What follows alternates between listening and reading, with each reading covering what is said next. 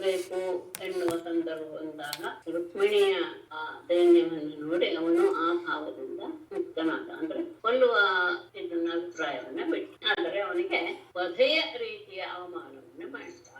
ಆ ಸಂದರ್ಭದಲ್ಲಿ ಬಲರಾಮ ಅದನ್ನ ನೋಡಿ ಹೀಗೆ ನೀನು ಮಾಡಬಾರ್ದಾಗಿತ್ತು ಎನ್ನುವಂತಹ ಭಾವವನ್ನ ಹೇಳ್ತಾ, ರುಕ್ಮಿಣಿ ಏನಾದ್ರು ತಮ್ಮ ಬಗ್ಗೆ, ಯಾಕಂದ್ರೆ ಇನ್ನು ಹೊಸದು, ಇನ್ನು ಅವಳಿಗೆ ಏನು ಗೊತ್ತಿಲ್ಲ, ಹೊಸದಾಗಿ ಅವಳಿನ್ನು ನಮ್ಮ ಮನೆಗೆ ಬರ್ತಿದ್ದಾಳೆ, ಅವಳೇನಾದ್ರೂ ಬೇರೆ ರೀತಿಯಾಗಿ ಏನಾದ್ರೂ ಅಭಿಪ್ರಾಯ ಪಟ್ಕೊಂಡ್ ಬಿಡಬಹುದು ಎನ್ನುವ ಭಾವದಿಂದ ಅವಳಿಗೆ, ಅಂದ್ರೆ ಆರಂಭದಲ್ಲಿ ಇಬ್ಬರಿಗೂ ಎನ್ನುವ ರೀತಿಯಲ್ಲಿ ಒಂದೆರಡು ಮೂರು ಶ್ಲೋಕ ಕೃಷ್ಣನಿಗೆ ಮತ್ತು ರುಕ್ಮಿಣಿಗೆ ಇಬ್ಬರಿಗೂ ಹೇಳುವ ರೀತಿಯಲ್ಲಿ ಹೇಳಿ, ಅಂದ್ರೆ ನಮ್ಮ ಬಗ್ಗೆ ನೀನು ದೋಷವನ್ನ ನೀನು ತಿಳ್ಕೊಳ್ಬೇಡ, ನಾವೆಲ್ಲ ಹೀಗೆ ಎನ್ನುವ ಭಾವವನ್ನು ಇಟ್ಕೊಳ್ಬೇಡ, ಮತ್ತೆ ಈ ರೀತಿಯಾದಂತಹದ್ದಾದಾಗ ಅದು ಧರ್ಮಕ್ಕೆ ಅನುಸಾರ ಹೇಳಿ, ಕೃಷ್ಣನಿಗೂ ಸಹ ಬಂಧುಗಳನ್ನ ಕೊಲ್ಲಬಾರದು, ಆತ ಮಾಡಿರುವಂತಹ ತಪ್ಪಿನಿಂದಲೇ ಅವನು ಈಗಾಗಲೇ ಸತ್ತೋದಂತಹ ಭಾವನೆ ಹೊಂದಿರ್ತಾನೆ, ಮತ್ತೆ ಸಾಯಿಸೋದು ಸರಿಯಲ್ಲ ಅಂತ ಹೇಳಿ ಕ್ಷತ್ರಿಯರ ಧರ್ಮ ಹೀಗೆ ಆಗ್ಬಿಟ್ಟಿದೆ ಎನ್ನುವುದನ್ನು ಸಹ ಬ್ರಹ್ಮ ಹೇಳಿದ್ರು. ಬ್ರಹ್ಮನ ಆಜ್ಞೆಯನ್ನು ಸಹ ರುಕ್ಮಿಣಿಗೆ ತಿಳಿಸಿ,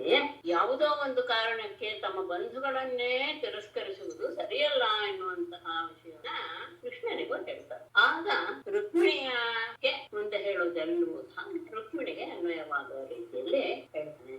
ಎಲ್ಲಗಳಿಗೆ ಅಂದ್ರೆ ಎಲ್ಲ ಜೀವಿಗಳಿಗೂ ಸಹ ಯಾರು ಶತ್ರುವಾಗಿರ್ತಾರೋ ಅವನಿಗೆ ಕೆಟ್ಟದ್ದಾಗಲಿ, ನಮ್ಮವರು ಯಾರಿದಾರೋ ಅಂದ್ರೆ ಶತ್ರುಗಳು ಅಂದ್ರೆ ನಮ್ಗೆ ವಿರುದ್ಧವಾದವರು, ನಮಗೆ ಹಿತರಾದಂತಹ ಮಿತ್ರರು ಯಾವಾಗಲೂ ಸಹ ಅವ್ರಿಗೆ ಒಳ್ಳೇದಾಗ್ಲಿ ಅಂತ ಭಾವನೆ ಇಟ್ಟುಕೊಂಡಿರೋದು ನಿನ್ನಂಥವಳಿಗೆ ಸರಿ. ಅಂದ್ರೆ ಅಜ್ಞರಾದವರು ಆ ರೀತಿಯಾದಂತಹ ಭಾವನೆಯನ್ನು ಇಟ್ಕೊಂಡಿರ್ತಾರೆ. ಆದರೆ ನಮ್ಮ ಅಂದ್ರೆ ಸ್ವಲ್ಪ ತಿಳುವಳಿಕೆ ಇರೋರು ನಮ್ಮ ಶತ್ರುಗಳು ಇನ್ನೊಬ್ರಿಗೆ ತೊಂದರೆ ಮಾಡ್ತಾರೆ ಅಂತ ನಾವೇ ಅನ್ಕೊಂಡ್ಬಿಟ್ಟು ಅವ್ರಿಗೆ ಯಾವಾಗಲೂ ಕೇಳಾಗ್ಲಿ, ನಮ್ಮವ್ರಿಗೆ ಯಾವಾಗಲೂ ಸಹ ಒಳ್ಳೇದೇ ಆಗ್ಲಿ ಅಂತ ಭಾವನೆ ಇಟ್ಕೊಳ್ಬಾರ್ದು. ಅದು ಅಜ್ಞಾನಿಗಳು ನಡೆದುಕೊಳ್ಳುವ ರೀತಿ ಇದು. ಯಾಕೆಂದ್ರೆ ಈ ಶತ್ರು ಮಿತ್ರ ಉದಾಸೀನ ಎಲ್ಲ ಬರೋದು ಹೇಗೆ ಅಂದ್ರೆ ಈ ದೇಹವನ್ನೇ ಆತ್ಮ ಅಂತ ತಿಳಿದುಕೊಂಡ. ಯಾಕೆ ಅದು ಯಾಕೆ ಆಗುತ್ತೆ ಅಂದ್ರೆ ಅದು ಭಗವಂತನ ಮಾಯೆ. ಹಾಗಾಗಿ ದೇಹ ಆತ್ಮ ಅಂತ ಹೇಳಿದ ತಕ್ಷಣ ದೇಹ ಯಾವ ಕೆಲಸ ಮಾಡುತ್ತೋ ಅದನ್ನ ಇಟ್ಕೊಂಡು ನಾವು ಅವನು ನಮ್ಗೆ ಮಿತ್ರ ಎನ್ನುವಂತಹ ಭಾವನ ಹೊಂತೇವೆ. ಆದ್ರೆ ಎಲ್ಲ ದೇಹಗಳಲ್ಲಿಯೂ ಇರತಕ್ಕಂತಹ ಅವನು ಒಬ್ಬನೇ, ಅವನು ಶುದ್ಧವಾದ ಆತ್ಮ. ಎಲ್ಲರಲ್ಲಿ ಇರುವಂತ ಒಂದೇ ಆತ್ಮ, ಅದು ಶುದ್ಧವಾದ. ಹೇಗೆ ಇರುವನು ಒಬ್ಬನೇ ಸೂರ್ಯನು ಸಹ ಸೂರ್ಯನ ಆದರೂ ಅವನ ಪ್ರಕಾಶ, ಅವನ ಪ್ರತಿಬಿಂಬ ಒಂದೊಂದು ಜಲಾಶಯಗಳಲ್ಲಿ ಒಂದೊಂದು ರೀತಿಯಾಗಿತ್ತು. ಹಾಗೆ ಆಕಾಶ ಒಂದೇ ಆದರೂ ಸಹ ಅದು ಮಠಾಕಾಶ ಘಟಾಕಾಶ ಎನ್ನುವಂತಹ ಉಪಾಧಿಗಳನ್ನ ಇಟ್ಟುಕೊಂಡಾಗ ಹೇಗೆ ಬೇರೆ ಬೇರೆಯಾಗಿತ್ತು ಹಾಗೆ ಆತ್ಮನು ತೋರ್ತಾನೆ. ಆದರೆ ಈ ವಿಷಯವನ್ನ ಅರಿಯದೇ ಇರುವಂತರು ಅನೇಕ ಆತ್ಮರಿದ್ದಾರೆ ಅಂತ ಹೇಳಿ ಬರ್ತಾರೆ. ಹಾಗಾದ್ರೆ ಅಂದ್ರೆ ಅದು ಉಪಾಧಿಯಿಂದ ಕೂಡಿದೆ. ಯಾವ್ದ್ಯಾವ್ದು ಅಂದ್ರೆ ಪಂಚಭೂತಗಳಾದ ದ್ರವ್ಯ, ಪ್ರಾಣ ಮತ್ತೇಂದ್ರಿಯಗಳು, ಸತ್ವರಜಸ್ತಮೋ ಗುಣಗಳು, ಅದಕ್ಕೆ ಅಧಿಷ್ಠಾತ ದೇವತೆಗಳು, ಈ ಎಲ್ಲ ಉಪಾಧಿಯಿಂದ ಈ ಕೂಡಿರುವಂತಹ ಈ ದೇಹ ಇದೆಯಲ್ಲ ಅದು ಹುಟ್ಟು ಸಾವು ಎರಡನ್ನು ಹೊಂದಿದೆ. ಈ ದೇಹ ಅವಿದ್ಯೆಯಿಂದ ಆತ್ಮನಲ್ಲಿ ಕಲ್ಪಿತವಾಗ್ಬಿಟ್ಟು ಆ ಜೀವನನ್ನ ಅಂದ್ರೆ ಈ ದೇಹದ ಒಳಗೆ ಇರುವಂತಹವನ್ನ ಜೀವ ಅಂತ ಅನ್ಕೊಳ್ತೇವೆ. ಅದು ಅಜ್ಞಾನವೇ, ಅದು ನಮ್ಮನ್ನ ಸಂಸಾರದಲ್ಲಿ ತೊಡಗಿಸಿ ಬಿಟ್ಟಿರ್ತದೆ. ವಸ್ತುತಃ ಪಂಚಭೂತಗಳು ಸಹ ಕಲ್ಪಿತವಾದವು, ಪರಮಾರ್ಥ ಯೋಚನೆ ಮಾಡಿದ್ರೆ ಅವೂ ಇಲ್ಲ. ಹಾಗಾಗಿ ಆತ್ಮನಿಗೆ ಅವ್ರ ಜೊತೆಗೆ ಸಂಯೋಗವಾಗ್ಲಿ ವಿಯೋಗವಾಗ್ಲಿ ಅನ್ನೋದು ಸಹ ಸಾಧ್ಯವೇ ಇಲ್ಲ. ಅಂದ್ರೆ ದೇಹದಲ್ಲಿ ನಾನೇ ಜೀವ ಅಂತ ಹೇಳಿದ ತಕ್ಷಣ ದೇಹದ ಜೊತೆಗೆ ಜೀವಾತ್ಮನೆ ಸಂಬಂಧವಾಯ್ತು, ಪ್ರಾಣ ಹೋಯ್ತು ಅಂತ ಹೇಳಿದ ತಕ್ಷಣ ವಿಯೋಗವಾಯ್ತು ಎನ್ನುವುದು ಸಹ ಸರಿಯಲ್ಲ. ಯಾಕೆ ಅಂದ್ರೆ ನೋಡುವಂತಹ ವ್ಯಕ್ತಿ ಯಾವುದನ್ನು ನೋಡ್ತೀವೋ ಆ ದೃಶ್ಯ ಇದೆಲ್ಲವೂ ಸಹ ಈ ಆತ್ಮ ಇರೋದ್ರಿಂದಲೇ ಇದು ದೃಶ್ಯ ಇದು ದೃಷ್ಟು ಅನ್ನುವಂತಹ ಜ್ಞಾನ ಬರುತ್ತೆ. ಅದರಿಂದಲೇ ಅದು ಪ್ರಕಾಶವಾಗ್ತಾ ಇರೋದ್ರಿಂದ ಅದ್ರ ಜೊತೆ ಸಂಬಂಧ ವಿಯೋಗ ಅನ್ನೋದು ಸ್ವಲ್ಪ ಯೋಚನೆ ಮಾಡಿದಾಗ ಇದು ಸರಿಯಲ್ಲ ಅನ್ನೋದು ಬರುತ್ತೆ. ಹೇಗೆ ಅಂದ್ರೆ ಇಂದ್ರಿಯದಿಂದ ನಾವು ರೂಪವನ್ನು ನೋಡ್ತೇವೆ. ಆ ಇಂದ್ರಿಯ ಮತ್ತು ರೂಪ ಎರಡೂ ಸಹ ಅದಕ್ಕೆ ಅಧಿಷ್ಠಾತ ದೇವತೆ ಸೂರ್ಯ, ಆ ರೂಪ ಸಹ ಸೂರ್ಯನ ಪ್ರಕಾಶದಿಂದಲೇ ಗೊತ್ತಾಗೋದು. ಹಾಗಾಗಿ ಪ್ರಕಾಶ ಸ್ವರೂಪನಾದ ಸೂರ್ಯನಿಂದಲೇ ಹುಟ್ಟಿರುವಂತದ್ದು ಸೂರ್ಯನಿಂದಲೇ ಪ್ರಕಾಶವನ್ನ ಪಡೆಯುತ್ತೆ. ಹಾಗಾಗಿ ಸೂರ್ಯನ ಜೊತೆಗೆ ಕಣ್ಣು ರೂಪದ ಜೊತೆಗೆ ಸಂಯೋಗವಾಯಿತು ಸೂರ್ಯನ ಬೆಳಕಿನಿಂದ ಅನ್ನೋದು ಅಲ್ವಾ. ಸೂರ್ಯನ ಬೆಳಕಿದ್ದರಿಂದ ಇದೆರಡೂ ಸಹ ಕೆಲಸ ಮಾಡ್ತಾರೆ. ದೇಹಕ್ಕೆ ಹೊರತು ಅವನಿಗೆ ಇಲ್ಲ. ಆ ವಿಕಾರ ಹೇಗೆ ಅಂದ್ರೆ ಚಂದ್ರನ ಕಲೆಗಳಿಗೆ ಹೇಗೆ ವಿಕಾರ ಇದೆಯೋ ಆ ರೀತಿಯಾಗಿ ಕಲಾನಾಟವಾಯ್ತು ಅಂದ್ರೆ ಅಮಾವಾಸ್ಯೆಯಲ್ಲಿ ಚಂದ್ರ ಹೊರಟೋದ ಸತ್ತೋದ ಅಲ್ಲ. ಚಂದ್ರನಿಲ್ಲದೆ ಇರುವಂತಹ ಅಂದ್ರೆ ಅಂತ ಒಂದು ದಿನ ಹೇಳ್ತಾರೆ. ಅಂದ್ರೆ ಒಂದು ಕಲೆ ಇರುವಂತಹ ಇರುವುದು ಅಮಾವಾಸ್ಯೆ ಇದೆ, ಒಂದೂ ಕಲೆ ಇಲ್ಲದೆ ಇರುವಂತಹ ಅಮಾವಾಸ್ಯೆ ಇದೆ. ಒಂದೂ ಕಲೆ ಇಲ್ಲದೆ ಇರುವಂತಹ ಅಮಾವಾಸ್ಯೆ ಆ ಚಂದ್ರನೇ ಇಲ್ಲ ಹೇಳಕ್ಕಾಗಲ್ಲ. ಚಂದ್ರ ಇದ್ದೇ ಇರ್ತಾನೆ, ಆ ಒಂದು ಕಲೆಯೂ ಅವತ್ತು ಇಲ್ಲ ಎನ್ನುವಂತಹದ್ದು ತಾತ್ಪರ್ಯ ಬರ್ತು. ಚಂದ್ರನಿಗೆ ನಾಟವಾಯ್ತು ಅಂತ ಅರ್ಥ. ಹೇಗೆ ಅದು ಅಂದ್ರೆ ನಿದ್ದೆ ಮಾಡ್ತಾ ಇರುವಂತಹ ಮನುಷ್ಯ ತನ್ನ ಸ್ವಪ್ನದಲ್ಲಿ ಯಾವ್ಯಾವ ವಸ್ತು ಇಲ್ದಿದ್ರು ಸಹ ಇದನ್ನ ನಾನು ತಿಂದೆ, ಇದನ್ನ ನಾನು ನೋಡ್ದೆ ಅನ್ನೋ ಎಲ್ಲ ರೀತಿಯ ಅನುಭವವನ್ನು ಸಹ ಅವನು ಪಡೆದುಕೊಳ್ತಾನೆ. ಹಾಗೆಯೇ ಅಜ್ಞಾನಿ ಆದವನು ಏನೂ ಇಲ್ಲದಿದ್ದರೂ ಸಹ ನಾನೇ ಸಂಸಾರವನ್ನ ಅನುಭವಿಸ್ತಾ ಇದ್ದೇನೆ, ವಸ್ತುವೇ ಇದ್ದಿದ್ರು ಸಹ ಸಂಸಾರವನ್ನು ಅನುಭವಿಸ್ತಾ ಇದ್ದೇನೆ ಅಂತ ಭಾವಿಸ್ತಾನೆ. ಹಾಗಾಗಿ ಬುದ್ಧಿಯನ್ನ ಒಣಗಿಸಿ ಭ್ರಮೆಯನ್ನು ಉಂಟು ಮಾಡುವಂತದ್ದು ಅಜ್ಞಾನ. ಆ ಅಜ್ಞಾನದಿಂದ ದುಃಖವಾಗುತ್ತೆ. ಆ ದುಃಖವನ್ನ ತತ್ವಜ್ಞಾನದಿಂದ ಹೋಗಲಾಡಿಸಿಕೊಂಡು ನೀನು ಸಮಾಧಾನವನ್ನು ಹೊಂದು ರುಕ್ಮಿಣಿಗೆ ಹೇಳಿದಾಗ ಅವಳು ಬಲರಾಮ ಹೇಳಿದಂತಹ ಮಾತನ್ನ ಮನಸ್ಸಿಗೆ ತಂದುಕೊಂಡು ನಿಶ್ಚಯ ಜ್ಞಾನವನ್ನು ಪಡೆದುಕೊಂಡು ತನಗುಂಟಾದ ಶೋಕವನ್ನು ತನ್ನನ್ನು ತಾನು ಸಂತೈಸಿಕೊಳ್ತ. ರುಕ್ಮಿ ಆದ್ರೆ ಅದ್ರಿಗೆ ಇದ್ದಂತಹ ರುಕ್ಮಿಗೆ ಈ ಮಾತೆಲ್ಲೂ ಕೇಳೋದು ಅವನಿಗೆ ಅದ್ರ ಯಾವ ಪರಿಣಾಮವೂ ಆಗೋದಿಲ್ಲ. ಇಲ್ಲಿ ಶತ್ರುಗಳಿಂದ ತನ್ನ ತೇಜಸ್ಸು ಬಲ ಎಲ್ಲವನ್ನು ಕಳೆದುಕೊಂಡು ಕೇವಲ ಪ್ರಾಣ ಮಾತ್ರ ಉಳಿಸಿಕೊಂಡಂತಹ ಅವನು ತನ್ನ ಇಷ್ಟಾರ್ಥ ನೆರವೇರದೆ ವಿಕಾರ ರೂಪ ಬೇರೆ ಆಯ್ತು. ಅದನ್ನೆಲ್ಲ ನೆನಪಿಸಿಕೊಂಡು ಬಹಳ ಕೊವು ಬಂದು ನಾನು ಈ ದುಷ್ಟನಾದ ಕೃಷ್ಣನನ್ನು ಕೊಲ್ಲದೆ ತಂಗಿಯನ್ನ ಬಿಡಿಸಿಕೊಂಡು ಹೋಗದೆ ಕೊಂಡಿನ ಪುರಕ್ಕೆ ಹೋಗುದಿಲ್ಲ ಅಂತ ಹೇಳಿ ಅಲ್ಲಿಯೇ ನೆಲೆಸಿ ಬಿಡುತ್ತಾನೆ. ಅವನು ನೆಲೆಸಿದಂತಹದ್ದೇ ಭೋಜಘಟ ಅನ್ನುವ ಹೆಸರಿನ ಪುತ್ರ. ಹೀಗೆ ಈ ಕಡೆ ಶತ್ರುಗುಪ್ಪಾಲರನ್ನೆಲ್ಲ ಗೆದ್ದಂತಹ ಕೃಷ್ಣ ರುಕ್ಮಿಣಿಯನ್ನು ಕರೆದುಕೊಂಡು ದ್ವಾರಕಾಪುರಕ್ಕೆ ಬಂದು ಶಾಸ್ತ್ರೋಕ್ತವಾದ ರೀತಿಯಲ್ಲಿ ಮದುವೆ ಆಗ್ತಾನೆ. ಅವನ ಮದುವೆಯನ್ನ ದ್ವಾರಕಾ ನಗರದ ಎಲ್ಲ ಜನರು ಸಹ ತಮ್ಮ ತಮ್ಮ ಮನೆಯಲ್ಲಿಯೇ ನಡೀತೇನೋ ಎನ್ನುವ ರೀತಿಯಲ್ಲಿ ಅವರು ಆನಂದ ಪಟ್ರು. ಎಲ್ಲರೂ ಬಹಳ ಆನಂದದಿಂದ ಒಳ್ಳೊಳ್ಳೆ ಬಟ್ಟೆಗಳನ್ನು ಉಟ್ಕೊಂಡು ವಧುವರಿಗೂ ಸಹ ಒಳ್ಳೊಳ್ಳೆ ಉಡುಗೊರೆಗಳನ್ನ ಅರ್ಪಿಸ್ತಾರೆ.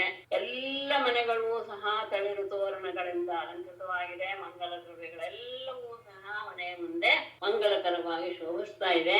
ವಿವಾಹ ಮಹೋತ್ಸವಕ್ಕೆ ಬಂದಂತಹ ಮಹಾರಾಜರುಗಳು ಅವರು ತಂದಂತಹ ಅವರು ಆನೆಯ ಮೇಲೆ ಬಂದಾಗ ಆನೆಯು ಅತ್ಯಂತ ಮದವನ್ನು ಸುರಿಸಿ ಆ ಮದದಿಂದ ರಾಜಬೀದಿಗಳಲ್ಲೂ ಸಹ ನೆನೆದು ಹೋಯಿತು ಅಂತ ವರ್ಣಿಸ್ತಾರೆ. ಮನೆ ಬಾಗಿಲುಗಳಲ್ಲೆಲ್ಲ ಬಾಳೆ ಮರ ಅಡಿಕೆ ಮರ ಎಲ್ಲ ಕಟ್ಟಿ ಸುಂದರವಾಗಿ ಅಲಂಕರಿಸಿದ್ದಾರೆ.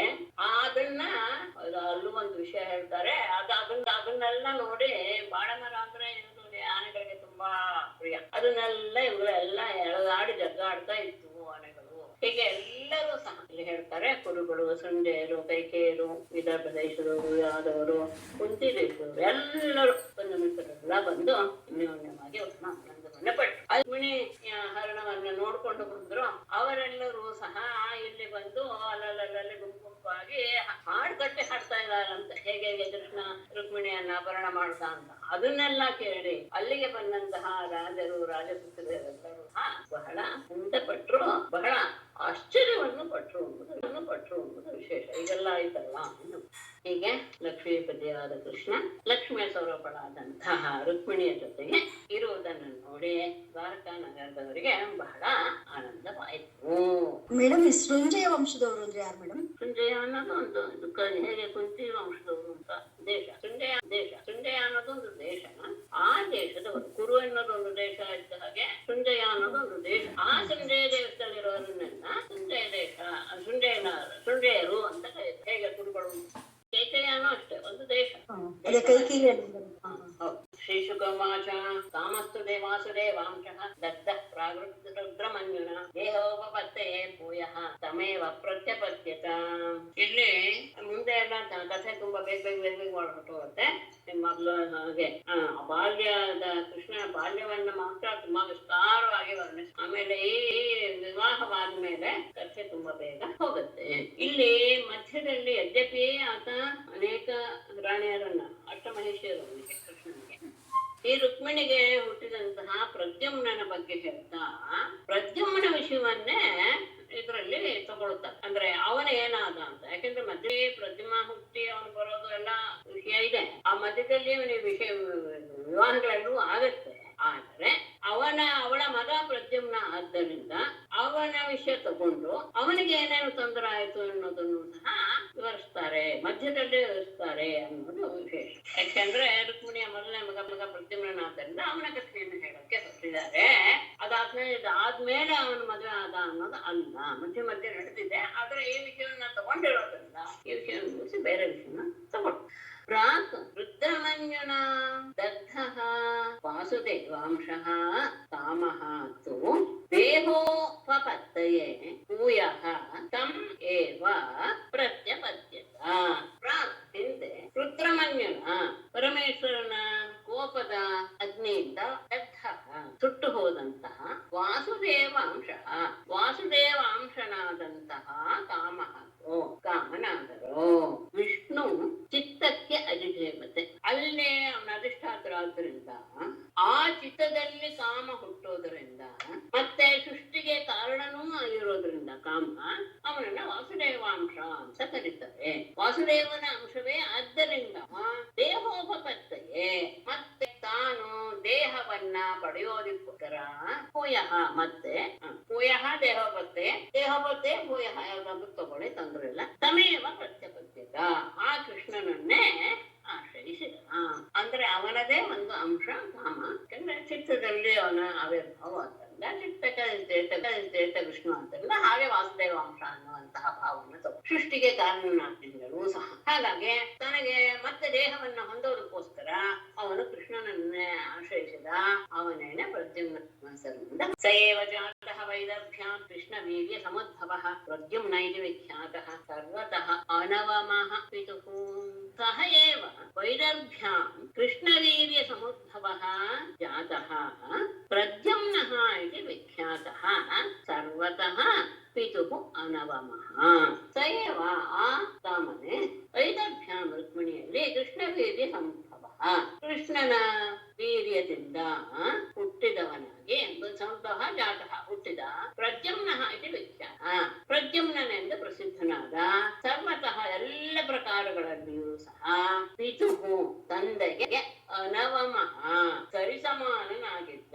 ಅವಮ ಅಂದ್ರೆ ಕಡಿಮೆ ಅಂತ, ಅನವಮ ಅಂದ್ರೆ ಕಡಿಮೆ ಆಗದೆ ಇರೋದು ಅಂತ. ಅಂದ್ರೆ ಎಲ್ಲ ರೀತಿಯಲ್ಲೂ ಸಹ ತಂದೆ ಕೃಷ್ಣ ಹೇಗೆ ಇದಾನೋ ಪ್ರತಿಯೊಂದು ಗುಣದಲ್ಲಿ, ರೂಪದಲ್ಲಿ, ಪರಾಕ್ರಮದಲ್ಲಿ ಎಲ್ಲದರಲ್ಲಿಯೂ ಸಹ ಅವನು ತಂದೆಗೆ ಸರಿಸಮಾನನಾಗಿ ಇದ್ದ. ಕೃಷ್ಣ ಮತ್ತು ರುಕ್ಮಿಣಿಯರ ಮಗನಾಗಿ ಹುಟ್ಟಿದವನು ಕಾಮನೆ. ಅವನು ಪ್ರದ್ಯುಮ್ನ ಎನ್ನುವ ಹೆಸರಿಂದ ಪ್ರಸಿದ್ಧನಾದ. ಅವನು ಪೂರ್ತಿಯಾಗಿ ಕೃಷ್ಣನನ್ನೇ ಎಲ್ಲದರಲ್ಲೂ ಕೊಡ್ತಾ ಇದ್ದ. ಆದರೆ ಸಂಶಂಬರ ಕಾಮರೂಪಿ ಕೃತ್ವಾ ತೋಕಂ ಅನಿರ್ದಶಂ ಸವಿದಿತ್ವಾತ್ಮನಃ ಶತ್ರುಂ ಪ್ರಾಸ್ಯ ಉದನ್ವತಿ ಅಗಾದ್ಗೃಹಂ. ತಂ ಅನಿರ್ದಶಂ ತೋಕಂ ಕಾಮರೂಪೀ ಶಂಬರಃ ಕೃತ್ವಾ ಸಹ ಆತ್ಮನಃ ಶತ್ರುಂ ವಿಜಿತ್ವಾ ಉದನ್ವತಿ ಪ್ರಾಸ್ಯ ಗೃಹಂ ಅಗಾತ್.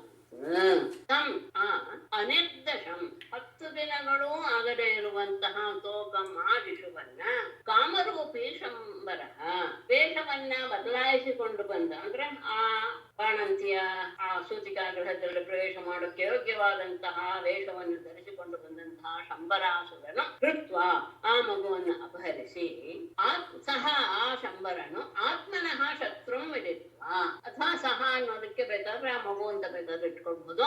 ಅವನು ನನ್ನ ಶತ್ರು ಅಂತ ತಿಳಿದುಕೊಂಡು, ಅವನಿಗೆ ಮಗ ಗೊತ್ತಿತ್ತು ಅಂದ್ರೆ ಕೃಷ್ಣನ ಮಗನಿಂದ ತನ್ನ ಸಾವು ಎನ್ನುವುದು ಗೊತ್ತಿತ್ತು ಶಂಬರಾಸುರ.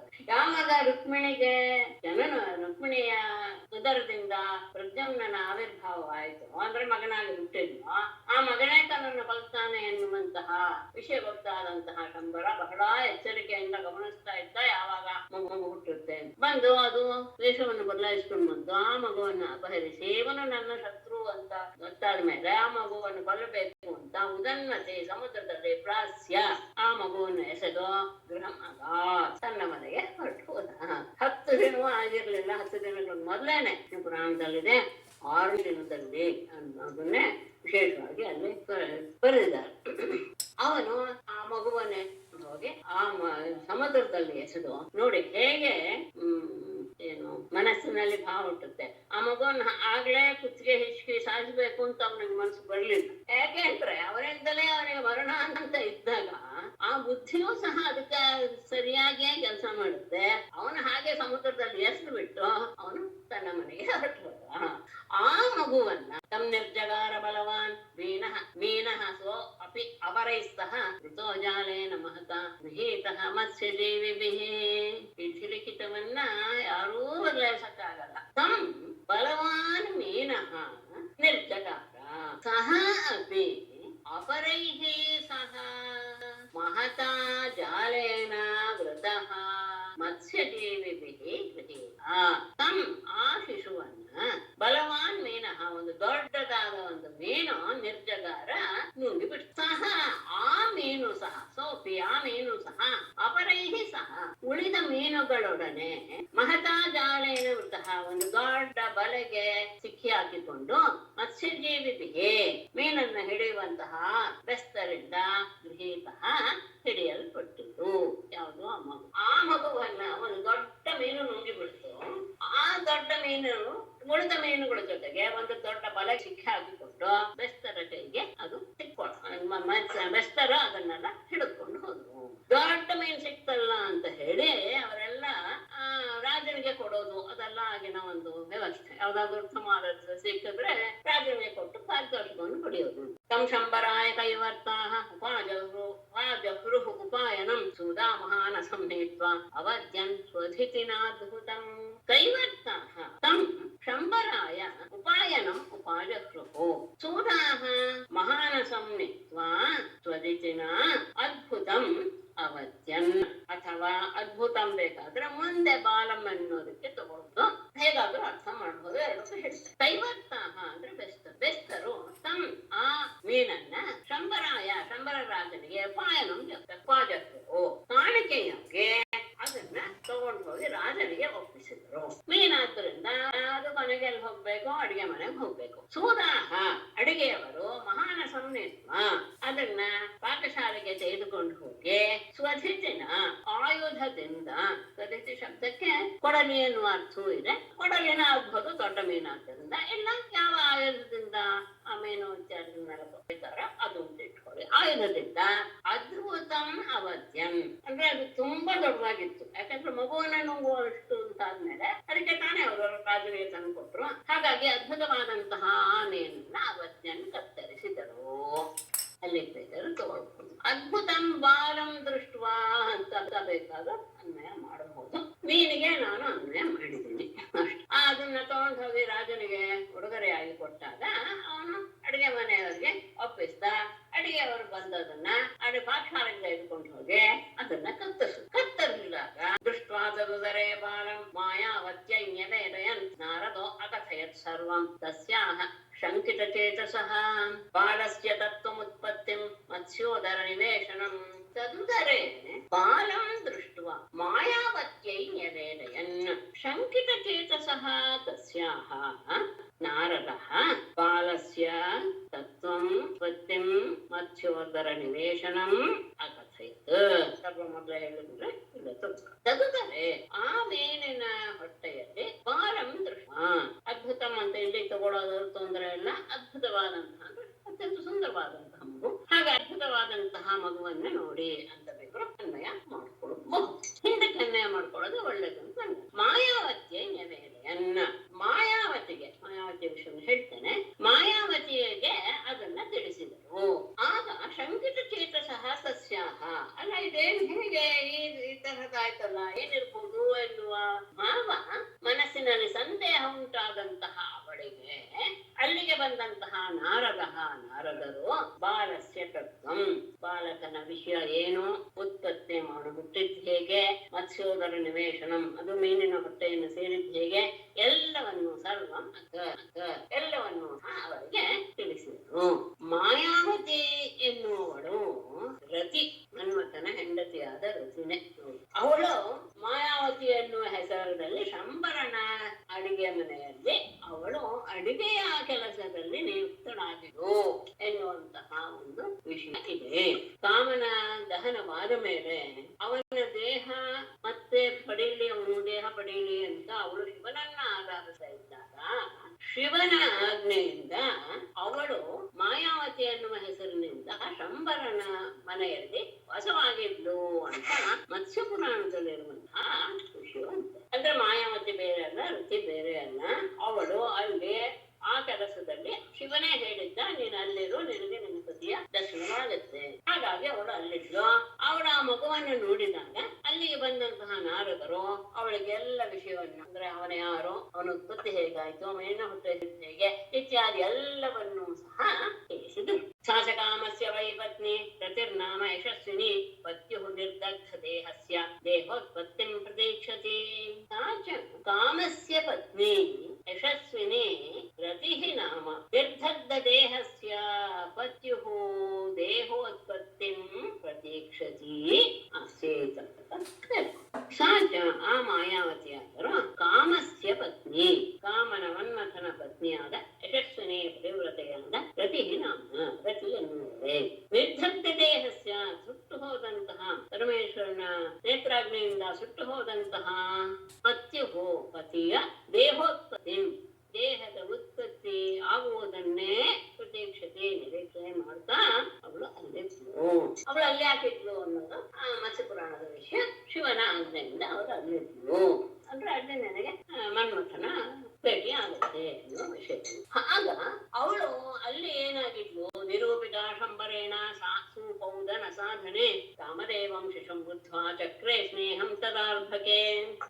ಸುಪೌದನ ಸಾಧನೆ ಶಂಬರೇಣ ನಿರೂಪಿತ ತದಾ ಕಾಮದೇವಂ ಶಿಶುಂ ಕಾಮದೇವಂ ಬುದ್ಧ್ವಾ ಅರ್ಭಕೆ ಸ್ನೇಹಂ ಚಕ್ರೇ. ಆ ಮಾಯಾವತಿಯು ಸುಪೌದನ ಸಾಧನೆ, ಅಡಿಗೆ ಮನೆಯ ಅಡಿಗೆ ಮಾಡುವ ಎಲ್ಲ ರೀತಿಯ ಕೆಲಸದಲ್ಲಿ ಶಂಬರೇಣ ನಿರೂಪಿತ, ಶಂಬರನಿಂದ ನೇಮಿಸಲ್ಪಟ್ಟವಳಾಗಿದ್ದು ಅಡಿಗೆ ಮನೆಯ ಜವಾಬ್ದಾರಿಯನ್ನ ಅವರಿಗೆ ಅವನು ವಹಿಸಿದ್ದ ಶಂಬರ. ಈಗ ಶಿಶುಂ ಆ ಮಗುವು ಕಾಮದೇವಂ ಬುದ್ಧ ತನ್ನ ಪತಿಯಾದ ಮನ್ಮಥನೆ ಎನ್ನುವುದು ಗೊತ್ತಾದ ಮೇಲೆ ಅರ್ಭಕ್ಕೆ ಸ್ನೇಹಂ ಚಕ್ರೆ, ಆ ಮಗುವನ್ನ ಅವಳು ಬಹಳ ಸ್ನೇಹದಿಂದ ಆ ಮಗುವಿನಲ್ಲಿ ಅವಳು ಬಹಳ ಸ್ನೇಹವನ್ನ ಹೊಂದಿದಳು. ತನ್ನ ಪತಿಯೇ ಈಗ ಶಿಶುವಾಗಿದ್ದಾನೆ ಅನ್ನೋದು ಗೊತ್ತಾಗಿ ಅವಳಿಗೆ ಆ ಮಗುವಿನ ಬಗ್ಗೆ ಬಹಳ ಮೋಹ ಉಂಟಾಯಿತು. ಹೀಗೆ ಆ ಮಗುವನ್ನ ಬೆಳೆಸ್ತಾ ಇದ್ದಾಳೆ. ನಾತಿದೀರ್ಘೇಣ ಕಾಲೇನ ತಕಾರ್ಷ್ಣೀ ರೂಢಯೌವನಃ ಗಣಯಾಮಾಶನಾರೇಣ ವೀಕ್ಷಂತೀನಾಂಚ ವಿಭ್ರಮಂ. ನಾತಿದೀರ್ಘೇಣ ಕಾಲೇನ ರೂಢಯೌವನಃ ಸಹ ಕಾರ್ಷ್ಣೀ ವೀಕ್ಷಂತೀನಾಂ ನಾರೇಣ ವಿಭ್ರಮಂ ಚ ಜನಯಾಮಾನ. ನಾತಿದೀರ್ಘೇನ ಸ್ವಲ್ಪ ಕಾಲೇನ ಕಾಲದಲ್ಲಿ ಅಂದ್ರೆ ಬಹಳ ಸ್ವಲ್ಪ ಕಾಲದಲ್ಲಿ, ಅದು ಯೌವನ ಬರೋದು ಬಹಳ ಬೇಗ ತಾನೆ. ಹಾಗಾಗಿ ಆ ಬಹಳ ಬೇಗದಲ್ಲಿಯೇ ರೂಢ ಯೌವನ ತಾರುಣ್ಯವನ್ನು ಹೊಂದಿದಂತಹ ಸಹ ಕಾರ್ಷ್ಣಿ. ಕಾರ್ಷ್ಣಿ ಅಂದ್ರೆ ಕೃಷ್ಣಸ್ಯ ಅಪತ್ಯಂ, ಕೃಷ್ಣನ ಮಗ ಅಂತ. ಆ ಪ್ರತ್ಯುಮ್ನನು ವೀಕ್ಷಂತೀನಾಂ ನಾರೇಣಾಂ ತನ್ನನ್ನ ನೋಡ್ತಾ ಇರುವಂತಹ ಎಲ್ಲ ಸ್ತ್ರೀಯರಿಗೂ ಸಹ ವಿಭ್ರಮಂ ಮೋಹವನ್ನ ಜನಯಾಮಾಸ ಉಂಟು ಮಾಡ್ತಾ. ಬಹಳ ಬೇಗನೆ ಅವನು ಯುವಕನಾಗಿ ಬಿಟ್ಟ ಕೃಷ್ಣನ ಮಗ. ಆ ಯೌವನದ ಆ ಇವನನ್ನ ಪ್ರದ್ಯುಮ್ನನ್ನ ನೋಡ್ತಾ ನೋಡ್ತಾ ಎಲ್ಲ ಸ್ತ್ರೀಯರು ಸಹ ಅವನಲ್ಲಿ ಮೋಹಗೊಳ್ಳುವ ಮನಸ್ಸನ್ನ ಹೊಂದಿದರು. ಎಲ್ಲರೂ ಅವನನ್ನು ನೋಡಿ ಮೋಹಗೊಳ್ತಾ ಇದ್ರು. ಅತ್ಯಂತ ಸುಂದರನಾಗಿ ಯಾವಾಗ ಅವನು ಯೌವನವನ್ನ ಹೊಂದಿದನು, ಸಾತಂಪತಿಂ ಪದ್ಮಪದ್ದಲಾಯತೆ ಕ್ಷಣಂ ಪ್ರಲಂಬವಾಹುಂ ನರಲೋಕ ಸುಂದರಂ ಗೌರೀಢಹಾಸೋತ್ತಭಿದಭ್ಯುವೇಕ್ಷತಿ ಪ್ರೀತ್ಯೋಪತಸ್ಥೆ ರತಿಃ ಅಂಗ ಸೌರತೈಃ. ಅಂಗ ಪದ್ಮಪಲಾಯತೆ ಕ್ಷಣಂ ಪ್ರಲಂಬವಾಹುಂ ನರಲೋಕ ಸುಂದರಂ ತಂ ಪತಿಂ ಸೌರೀಢಹಾಸೋತ್ತಭಿತಭ್ರುವಾ ಇಕ್ಷತಿ ಸೌರತೈಃ ಪ್ರೀತ್ಯ ಉಪತಥೆ. ರತಿಃ ಬಿಟ್ಟೋಯ್ತು, ಅಲ್ಲಿ ಮೊದಲೇ ತಗೊಳ್ಳಿ ಸಾರಥಿಃ. ಸಾರಥಿಃ ಅಂಗ ಸಂಬೋಧನೆ ರಾಜನಿಗೆ. ರಾಜನೇ ಸಾರಥಿ ಆ ರಥಿಯು ಅಂದ್ರೆ ಮಾಯಾವತಿಯ ರಥಿಯು ಪದ್ಮದಲಾಯ ತೇಕ್ಷಣಂ ಕಮಲದಂತೆ ಸಾರವಾದ ಕಣ್ಣುಳ್ಳ ಪ್ರಲಂಬ ಬಾಹು ಅಜಾನುಬಾಹುವಾದ ನರಲೋಕ ಸುಂದರಂ ಮನುಷ್ಯರಲ್ಲಿಯೇ ಅತ್ಯಂತ ಸುಂದರನಾದ ಸಂಪತಿ ತನ್ನ ಪತಿಯಾದ ಕಾಮನನ್ನ ಅಪತ್ಯನನ್ನ ಸೌವ್ರೀಡ ಹಾಸೋತ್ತಭಿತ ಭ್ರುವ ನಾಚಿಕೆ ಮುಗುಳು ನಗು ಉಪ್ಪಿನ ಕುಣಿಸುವಿಕೆ ಈ ರೀತಿಯಾಗಿ ಈಕ್ಷತಿ ಸೌರತೆಗೆ ಅಂದ್ರೆ ಅವನನ್ನ ಸುರತವಾದ ಕ್ರೀಡೆಯ ಭಾವಗಳಿಂದ ಪ್ರೀತಿಯಿಂದ ಉಪದಸ್ಥೆ ಅವನನ್ನ ಹೊಂದಿದರು. ಅಂದ್ರೆ ಅವನು ಯೌವನವನ್ನ ಹೊಂದಿದಾಗ ಇಲ್ಲಿಯವರೆಗೂ ಅವಳು ಬೆಳೆಸಿದ್ದು ಅನ್ನುವನ್ನ, ಆದರೆ ಅವನ ಯೌವನವನ್ನು ಹೊಂದಿದಾಗ ಅವಳು ತರುಣಿಯ ರೀತಿಯಲ್ಲಿ ಅವನನ್ನ ಮೋಹಿಸುವುದಕ್ಕೆ ಶುರು ಮಾಡಿದ್ರು. ಅಂತಹ ಸುಂದರನಾದಂತಹ ಅವನು ಎಲ್ಲರಿಗೂ ಕೃಷ್ಣನ ಹಾಗೆ ಇದ್ದ ಅಂತ ನಾನಿಂದ ನೋಡಿದ್ವಿ. ಕಮಲದ ಹಾಗೆ ವಿಸ್ತಾರವನ್ನುಳ್ಳವನು ಆಜಾನುಬಾಹು, ಮನುಷ್ಯರಲ್ಲಿಯೇ ಅತ್ಯಂತ ಸುಂದರ ಅಂತಹ ತನ್ನ ಪತಿಯಾದಂತಹ ಪ್ರದ್ಯುಮ್ನನಂತೆ ಅವಳು ಭಾವಗಳಿಂದ ಅವನನ್ನ ಮೋಹಗೊಳಿಸೋಕೆ ಶುರು ಮಾಡಿ, ಅಂದ್ರೆ ಆ ರೀತಿಯಾದಂತಹ ಭಾವವನ್ನ ಅವನಲ್ಲಿ ಅವಳು ಪ್ರಕಟ ಮಾಡಕ್ಕೆ ಶುರು ಮಾಡಿದ್ಲು. ಆಗ ಅವನು ಹೇಳ್ತಾನೆ, ಕಾಮಾಹ ಭಗವಾನ್ ಕಾರ್ಷ್ಣಿ ಮಾತಸ್ಥೆ ಮಧಿರನ್ಯಥ ಮಾತೃಭಾವಂ ಅತಿಕ್ರಮ್ಯ ವರ್ತಸೆ ಕಾಮಿನೇ ಯಥಾ. ಭಗವಾನ್ ಕಾರ್ಷ್ಣಿಃ ತಾಂ ಆಹ ಮಾತಃ ತೇ ಮತಿಃ ಅನ್ಯಥಾ ಮಾತೃಭಾವಂ ಅತಿಕ್ರಮ್ಯ ಯಥಾ ಕಾಮಿನೇ ತಥಾ ವರ್ತಸೆ. ಭಗವಾನ್ ಕಾರ್ಷ್ಣಿಃ ಪೂಜ್ಯನಾದ ಕೃಷ್ಣನ ಮಗನಾದ ಪ್ರದ್ಯುಮ್ನನು ತಾಮಾಹ ಅಂದ್ರೆ ಅವಳ ವ್ಯವಹಾರವನ್ನು ನೋಡಿ ಅವರಿಗೆ ಹೇಳಿದ, ಮಾತಃ ತಾಯಿಯೇ ತೇ ಮತಿಗೆ ಅನ್ಯಥಾ ನಿನ್ನ ಬುದ್ಧಿ ಬದಲಾಗ್ತಾ ಇದೆ. ಯಾಕೆಂದ್ರೆ ಮಾತೃಭಾವಂ ಅತಿಕ್ರಮ್ಯ ಮಾತೃದ ಭಾವವನ್ನ ಬಿಟ್ಟು, ತಾಯಿಯ ಭಾವವನ್ನ ಬಿಟ್ಟು ನೀನು ಅತಿಕ್ರಮ್ಯ ಅದನ್ನ ಮೀರಿ ಯಥಾ ಕಾಮಿನಿ ಹೇಗೆ ಒಬ್ಬಳು ಸುಂದರಿಯಾದ ಕಾಮಿನಿಯು ವ್ಯವಹಾರ ಮಾಡ್ತಾಳೋ ಹಾಗೆ ವರ್ತಸೆ ನೀನು ನಿನ್ನ ವ್ಯವಹಾರವನ್ನು ನೀನು ತೋರಿಸ್ತಾ ಇದೀಯಾ. ಅವಳ ಆ ವ್ಯವಹಾರವನ್ನು ನೋಡಿ ಅವನಿಗೆ ಸ್ವಲ್ಪ ಆಶ್ಚರ್ಯವಾಗೋಯ್ತು. ನೀನು ನನಗೆ ತಾಯಿ ಆ ರೀತಿಯಾಗಿ ನನ್ನನ್ನ ಬೆಳೆಸಿ ಈಗ ಯಾಕೆ ನಿನ್ನ ಬುದ್ಧಿ ಹೀಗೆ ಬದಲಾವಣೆ ಆಗಿಬಿಟ್ಟಿದೆಯಲ್ಲ, ತಾಯಿಯ ಭಾವವನ್ನ ಬಿಟ್ಟು ನೀನು ಕಾಮಿನಿಯ ಹಾಗೆ ವರ್ತಿಸ್ತಾ ಇದೀಯಾ ಅಂತ ಹೇಳಿದಾಗ ಪ್ರತಿರುವಾಚ ಪ್ರತಿ ಹೇಳ್ತಾಳೆ, ಭವಾನ್ ನಾರಾಯಣ ಸುತಃ ಶಂಬರೇಣ ಆಹೃತೋ ಗೃಹಾತ್ ಹಂತೆ ಅಧಿಕೃತ ಪತ್ನಿ ತದ್ರಃ ಕಾಮೋ ಭವಾನ್ ಪ್ರಭೋ. ಪ್ರಭೋ ಭವಾನ್ ನಾರಾಯಣ ಸುತಃ ಶಂಬರೇಣ ಗೃಹಾತ್ ಆಹೃತಃ ಅಹಂ ತೇ ಅಧಿಕೃತ ಪತ್ನಿ ಪ್ರತಿಃ ಭವಾನ್ ಕಾಮಃ. ಪ್ರಭೋ ಪ್ರಭುವೇ ಭವಾನ್ ನಾರಾಯಣ ಸುತಃ ನೀನು ಕೃಷ್ಣನ ಮಗ, ಶಂಬರೇಣ ಶಂಬರಾಸುರನಿಂದ ಗೃಹಾತ್ ಕೃಷ್ಣನ ಮನೆಯಿಂದ ಆಹೃತಃ ನೀನು ಅಪಹರಿಸಲ್ಪಟ್ಟೆ. ಅಹಂ ನಾನು ತೇ ನಿನ್ನ ಅಧಿಕೃತ ಪತ್ನಿ ನಿನಗೆ ಶಾಸ್ತ್ರೋಕ್ತವಾದ ಪತ್ನಿಯಾದ ರತಿಯು ಭವಾನ್ ಕಾಮಃ ನೀನು ನಿಜವಾಗಿಯೂ ಮನ್ಮಥ ಅಥವಾ ಕಾಮಧೇಯ. ನೀನು ಕೃಷ್ಣನ ಮಗನಾಗಿ ಹುಟ್ಟಿದೆ. ನಿನ್ನನ್ನ ಅವರ ಮನೆಯಿಂದ ಈ ಶಂಬರಾಸುರ ಹೊತ್ಕೊಂಡು ಬಂದು ಹೀಗೆ ಎಲ್ಲ ವಿಷಯವನ್ನು ಹೇಳ್ತಾಳೆ, ಸಮುದ್ರದಲ್ಲಿ ಎಸೆದ. ನಾನೇ ನಿನ್ನ ಸರಿಯಾದ ಅಂದ್ರೆ ನಿಜವಾದ ಪತ್ನಿ ರತಿ ನಾನೇನೆ, ನೀನೇನೆ ಕಾಮ ಅಂತ ಅವನಿಗೆ ತಿಳಿಸ್ಕೊಟ್ರು. ಇವನೇನು ಮಾಡ್ದ, ಏಷತ್ವ ನಿರ್ದಶಂ ಸಿಂಹೌ ಅಕ್ಷಿಪತ್ ಶಂಭರೋಸುರ ಮತ್ಸ್ಯ ಅಗ್ರಸೀತ್ ತದುದರಾತ್ ಇಹ ಪ್ರಾಪ್ತೋ ಭವಾನ್ ಪ್ರಭೋ. ಏಷಃ ಶಂಭರಃ ಅಸುರಃ ಅನಿರ್ದಶಂ ತ್ವಾ ಸಿಂಧೌ ಅಕ್ಷಿಪತ್ ಮತ್ಸ್ಯಃ ಅಗ್ರಸೀತ್ ಪ್ರಭೋ ತದುದರಾತ್ ಇಹ ಭವಾನ್ ಪ್ರಾಪ್ತಃ. ಏಷಃ ಶಂಭರಃ ಅಸುರಃ ಈ ಶಂಭರಾಸುರ ಅನಿರ್ದಶಂ ತ್ವಾ 10 ದಿನಗಳಾಗೋದಕ್ಕೆ ಮೊದಲೇ ನಿನ್ನನ್ನ ಸಿಂಧೌ ಅಕ್ಷಿಪತ್ ಸಮುದ್ರದಲ್ಲಿ ಎಸೆದು ಬಿಟ್ಟ. ಆ ನಿನ್ನನ್ನ ಮತ್ಸ್ಯ ಅಗ್ರಸೀತ್ ಆ ಸಮುದ್ರದಲ್ಲಿ ಒಂದು ಮೀನು ನಿನ್ನನ್ನ ನುಂಗಿತು.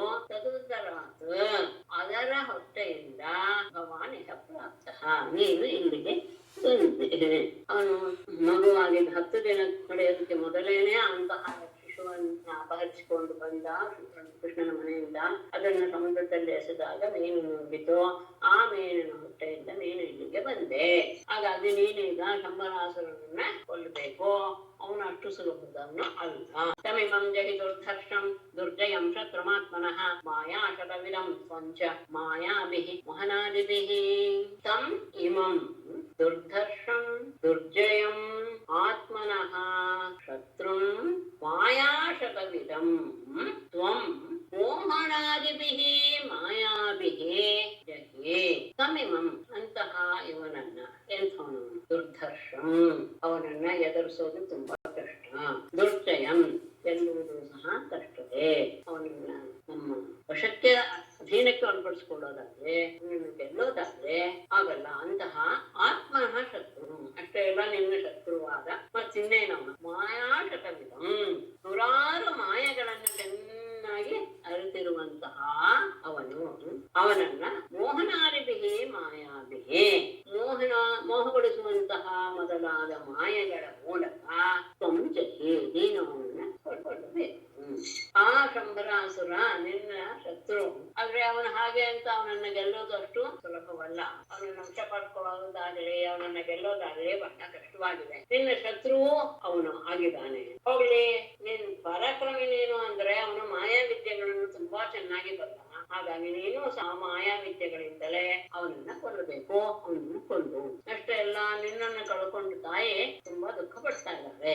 ಪರಿಶೋಚತಿ ತೇ ಮಾತಾ ಪುರರೀವಗತ ಪ್ರಜಾ ಸ್ನೇಹ ಕುಲಾಜೇನ ವತ್ಸ ಗೌರಿವಾತುರ. ತೇ ಮಾತಾ ಗತ ಪ್ರಜಾ ಪುರರೀ ಇವ ಪರಿಶೋಚತಿ ಪುತ್ರ ಸ್ನೇಹ ಕುಲ ಏನ ವಿವತ್ಸ ಗೌಹು ಇವ ಆತ.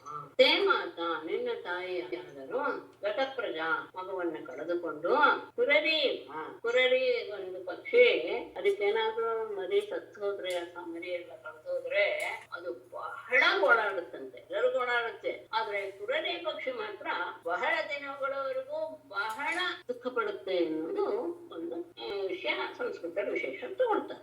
ಆ ಪುರರಿ ಪಕ್ಷಿಯ ಹಾಗೆ ಪರಿಶೋಚಿಸಿ ದುಃಖ ಪಡ್ತಾ ಇದ್ದಾಳೆ. ಪುತ್ರ ಸ್ನೇಹ ಕುಲ, ತನ್ನ ಮಗನ ಮೇಲಿನ ಸ್ನೇಹದಿಂದ ಆವೃತಳಾಗಿ ದೀನ, ಅತ್ಯಂತ ದೈನ್ಯಾವಸ್ಥೆಯನ್ನು ಹೊಂದಿದವಳು ವಿವತ್ಸ ಗೋಹು ಇವ, ಕರುವನ್ನು ಕಳೆದುಕೊಂಡಂತಹ ಹಸುವಿನ ಹಾಗೆ ಆತುರ, ಬಹಳ ದುಃಖತಾಳಾಗಿದ್ದಾಳೆ. ಹಾಗಾಗಿ ನೀನು ಮೊದಲು ಇಲ್ಲಿ ಶಂಬರಾಸುರ ನಾಶ ಮಾಡಿ ನಿನ್ನ ತಾಯಿಯನ್ನು ನೋಡೋದಕ್ಕೆ ನೀನು ಹೋಗಬೇಕು. ಅವಳು ಅತ್ಯಂತ ದುಃಖಿತರಾಗಿದ್ದಾಳೆ. ಪ್ರಭಾಷ್ಯ ಇವಂ ದದೌ ವಿದ್ಯಾಂ ಪ್ರದ್ಯುಮ್ನಾಯ ಮಹಾತ್ಮನೆ ಮಾಯಾವತಿ ಮಹಾಮಾಯಾಂ ಸರ್ವಮಾಯಾ ವಿನಾಶಿನೀಂ. ಏವಂ ಪ್ರಭಾಷ್ಯ ಮಾಯಾವತಿ ಮಹಾತ್ಮನೆ ಪ್ರದ್ಯುಮ್ನಾಯ ಸರ್ವಮಾಯಾ ವಿನಾಶಿನೀಂ ಮಹಾಮಾಯಾಂ ವಿದ್ಯಾಂ ದದೌ. ಏವಂ ಪ್ರಭಾಷ್ಯ, ಹೀಗೆ ಪ್ರದ್ಯುಮ್ನನಿಗೆ ಹೇಳಿ ಮಾಯಾವತಿಯು ಮಹಾತ್ಮನೇ ಪ್ರದ್ಯುಮ್ನನ, ಪ್ರಭಾವಶಾಲಿಯಾದ ಪ್ರದ್ಯುಮ್ನನಿಗೆ ಸರ್ವಮಾಯಾ ವಿನಾಶಿನಿ, ಎಲ್ಲ ಮಾಯೆಗಳನ್ನು ಎಂತಹ ಮಾಯೆ ಪ್ರಯೋಗಿಸಿದ್ರು ಸಹ ಅದೆಲ್ಲವನ್ನು ನಾಶ ಮಾಡುವಂತಹ ಮಹಾಮಾಯಾಂ ವಿದ್ಯಾಂ, ಮಹಾಮಾಯಾ ಎನ್ನುವಂತಹ ವಿದ್ಯೆಯನ್ನ ಅವನಿಗೆ ಕೊಟ್ಟು. ಯಾಕಂದ್ರೆ ಮಾಯೆಯಿಂದಲೇ ಅವನನ್ನ ಗೆಲ್ಲಬೇಕು. ಹಾಗಾಗಿ ಮಾಯಾವತಿ ಅವಳು ಚೆನ್ನಾಗಿ ಅರಿತಿರೋದ್ರಿಂದ ಅವಳು ಎಲ್ಲ ಮಾಯೆಗಳನ್ನು ನಾಶ ಮಾಡುವಂತಹ ಮಹಾಮಾಯೆ ಎನ್ನುವಂತಹ ವಿದ್ಯೆಯನ್ನ ಪ್ರದ್ಯುಮ್ನನಿಗೆ ತಿಳಿಸಿಕೊಟ್ಟು. ಸಚ ಶಂಬರಮಭ್ಯೇತ್ಯ ಸಂಯುಗಾಯ ಸಮಾಹಯತ್ ಅಭಿಷಕ್ಯೈಃ ತಮಾಕ್ಷೇಪೈಃ ಕ್ಷಿಪನ್ ಸಂಜನಯನ್ ಕಲಿಂ. ಸಚ ಶಂಬರಂ ಅಭ್ಯೇತ್ಯ ಅವಿಷಹ್ಯೈಃ ಆಕ್ಷೇಪೈಃ ತಂ ಕ್ಷಿಪನ್ ಕಲಿಂ ಸಂಜನಯನ್ ಮೃಗಾಯ ಸಮಾಹಯತ್. ಸಚ ಆ ಪ್ರದ್ಯುಮ್ನನಂದರು ಶಂಬರಂ ಅಭ್ಯೇತ್ಯ, ಶಂಬರನ ಹತ್ತಿರ ಹೋಗಿ ಅವಿಷಹ್ಯೈಃ ಸಹಿಸಲಾರದ ಆಕ್ಷೇಪೈಹಿ ಇಂಥ ವಾಕ್ಯಗಳಿಂದ, ಕೆಟ್ಟ ಕೆಟ್ಟ ಮಾತುಗಳಿಂದ ತಂ ಕ್ಷಿಪನ್ ಆತನನ್ನ ನಿಂದಿಸ್ತಾ, ಕಲಿಂ ಸಂಜನಯನ್ ಅವನಲ್ಲಿ ಕೋಪವನ್ನು ಉಂಟು ಮಾಡ್ತಾ, ಸಂಯುಗಾಯ ಯುದ್ಧಕ್ಕೆ ಸಮಾಹಯತ ಆಹ್ವಾನ ಅವನ ಜೊತೆಗೆ ಯುದ್ಧ ಮಾಡಬೇಕು ಅನ್ನುವುದರಿಂದ ಅವನ ಹತ್ತಿರ ಹೋಗಿ ಅವನನ್ನ ಕೆಟ್ಟ ಕೆಟ್ಟ ಮಾತುಗಳಿಂದ ಅವನನ್ನು ನಿಂದಿಸಿದ. ಆ ನಿಂದೆಯನ್ನು ತಾಳಲಾರದೆ ಅವನು ಕೋಪಿಸಿಕೊಂಡಂತಹ ಅವನು ಯುದ್ಧಕ್ಕೆ ಬರೋದು ಸಹಜ. ಹಾಗೆ ಯುದ್ಧಕ್ಕೆ ಅವನನ್ನ ಆಹ್ವಾನಿಸಿದ. ಶೋಧಿಕ್ಷಿಪ್ತ ಶಂಬರಾಸುರನಿಗೆ ಪ್ರದ್ಯುಮ್ನ ಯಾರು ಅಂತ ಗೊತ್ತಿರಲ್ಲ, ಇನ್ನೂ ಗೊತ್ತಾಗಿರಲ್ಲ. ಇಲ್ಲ ಗೊತ್ತಿಲ್ಲ. ಅವನ ತಾನ ಶತ್ರುವನ್ನು ಸಾಯಿಸಿದೆ ಅಂತ ಆರಾಮದಿದ್ದಾನೆ. ಆದರೆ ಅವನ ಮರಣ ಅವನಿಂದ ಅನ್ನೋದು ಅವನಿಗೆ ಗೊತ್ತಿತ್ತು. ಹಾಗಾಗಿ ಅವನು ಮಗವನ್ನು ತಾನು ಸಾಯಿಸಿದ ಮೇಲೆ ತನಗೆ ಅವನಿಗೆ ಇನ್ನು ಮರಣ ಇಲ್ಲ ಅನ್ನೋ ಧೈರ್ಯದಿಂದ ಆಯ್ತು. ಹೌದು, ಇಲ್ಲೂ ಗೊತ್ತಿಲ್ಲ. ಇದು ಗೊತ್ತಿಲ್ಲ ಅಂದ್ರೇನು, ನಾವೆಲ್ಲೂ ಗೊತ್ತಾಗೋದಿಲ್ಲ, ಸತ್ ಹೋದ್.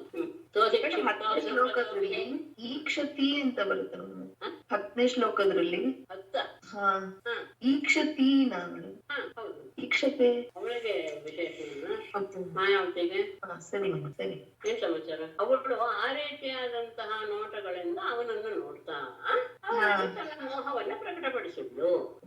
ಅಂದ್ರೆ ಈಕ್ಷತೆ ಆತ್ಮನೆಪದಿ ಇರುತ್ತೆ ಅಲ್ಲ, ದಕ್ಷಿಣದಲ್ಲಿ ಈಕ್ಷಮಾಣ ಆಗ್ಬೇಕಾಗಿತ್ತು ಕೃತ್ಯ ಅಂತ ಹಾಕ್ಬಿಟ್ಟಿದ್ದಾರೆ. ಇದು ಏನು ಕ್ರಿಯಾಪದ ಅಲ್ಲ. ಹಾಗೆ ನೋಡ್ತಾ ಅಂತ ಅವಳನ್ನ ಆ ರೀತಿಯಾಗಿ ನಾಚಿಕೆ, ನಗು, ಹುಬ್ಬಿನ ವಯ್ಯಾರ, ಈ ರೀತಿಯಾಗಿ ಅವನನ್ನ ಕ್ರಿಯಾಪದ ಅಲ್ಲ. ಕ್ಷಿಪ್ತೋ ದುರ್ವಚೋಭಿಃ ಪಾದಾಹತೈವೋರಗಃ ನಿಶ್ಚಕ್ರಾಮ ಗದಾಪಾಣಿಃ ಅಮರ್ಷಾತ್ ತಾಮ್ರಲೋಚನಃ. ದುರ್ವಚೋಭಿಃ ಅಧಿಕ್ಷಿತಃ ಸಹ ಪಾದಾಹತಃ ಉರಗಃ ಇವ ಅಮರ್ಷಾತ್ ತಾಮ್ರಲೋಚನಃ ಗದಾಪಾಣಿಃ ನಿಷ್ಕ್ರಾಮ. ದುರ್ವಚೋಭಿಃ ಕೆಟ್ಟ ಕೆಟ್ಟ ಶಬ್ದಗಳಿಂದ ಅಧಿಕ್ಷಿಪ್ತಃ ನಿಂದೆಗೆ ಒಳಗಾದ, ಅಂದ್ರೆ ಆತನ ಕೆಟ್ಟ ಕೆಟ್ಟ ಶಬ್ದಗಳು ಅವನಲ್ಲಿ ಹಿಂಸೆಯನ್ನು ಮಾಡಿದೆ. ಹಾಗೆ ನಿಂದೆಗೆ ಒಳಗಾದಂತಹ ಸಹ ಆ ಶಂಬರಾಸುರನು ಪಾದಾಹತಃ ಉರಗಃ ಇವ, ಕಾಲಿನಿಂದ ತುಳಿದ ಹಾವೋ ಎನ್ನುವ ರೀತಿಯಲ್ಲಿ. ಹೇಗೆ ಕಾಲ ಏನಾದ್ರು ತುಳಿದು ಬಿಟ್ರೆ ಬಲವನ್ನ ಅಂತ ಅದು ತಿರುಗಿ ಅವನನ್ನ ಕಚ್ಚಿ ಬಿಡುತ್ತೆ. ಆ ರೀತಿಯಾಗಿ ಸರ್ಪದ ರೀತಿಯಲ್ಲಿ ಅಮರ್ಷಾತ್ ಕೋಪದಿಂದ ತಾಮ್ರಲೋಚನ ಕೆಂಪಾದ ಕಣ್ಣುಳ್ಳವನಾಗಿ, ಕೋಪದಿಂದ ಕೆಂಪಾದ ಕಣ್ಣುಳ್ಳವನಾಗಿ ಗದಾಪಾಣಿಗೆ ಕೈಯಲ್ಲಿ ಗದೆಯನ್ನ ಧರಿಸಿ ನಿಷ್ಠಕ್ರಮ ಯುದ್ಧಕ್ಕೆ ಸಿದ್ಧನಾಗಿ ಹೊರಟು ಬಂದ. ಯಾವಾಗ ಅವನು ಈ ರೀತಿಯಾಗಿ ದುರ್ವಚನಗಳನ್ನ ಆಡದ್ನೋ ಆಗ ಕಾಲಿಂದ ತುಳಿದ ಸರ್ಪದ ರೀತಿಯಲ್ಲಿ ಕೆರಳಿದಂತಹ ಅವನು ಸಿಟ್ಟಿನಿಂದ ಕೆಂಪಾದ ಕಣ್ಣುಳ್ಳವನಾಗೆ ಗದೆಯನ್ನು ಹಿಡಿದು ನಾರಾಯಣಂ ನಮಸ್ಕೃತ್ಯ ನರಂ ಚೈವ ನರೋತ್ತಮಂ ದೇವೀಂ ಸರಸ್ವತೀಂ ವ್ಯಾಸಂ ತತೋ ಜಯಮುದೀರಯೇತ್. ಸರ್ವೇ ಭವಂತು ಸುಖಿನಃ, ಸರ್ವೇ ಸಂತು ನಿರಾಮಯಾಃ, ಸರ್ವೇ ಭದ್ರಾಣಿ ಪಶ್ಯಂತು ಮಾ ಕಶ್ಚಿತ್ ದುಃಖಭಾಗ್ ಭವೇತ್. ಧನ್ಯವಾದಗಳು. ಧನ್ಯವಾದಗಳು. ನಮಸ್ತೆ.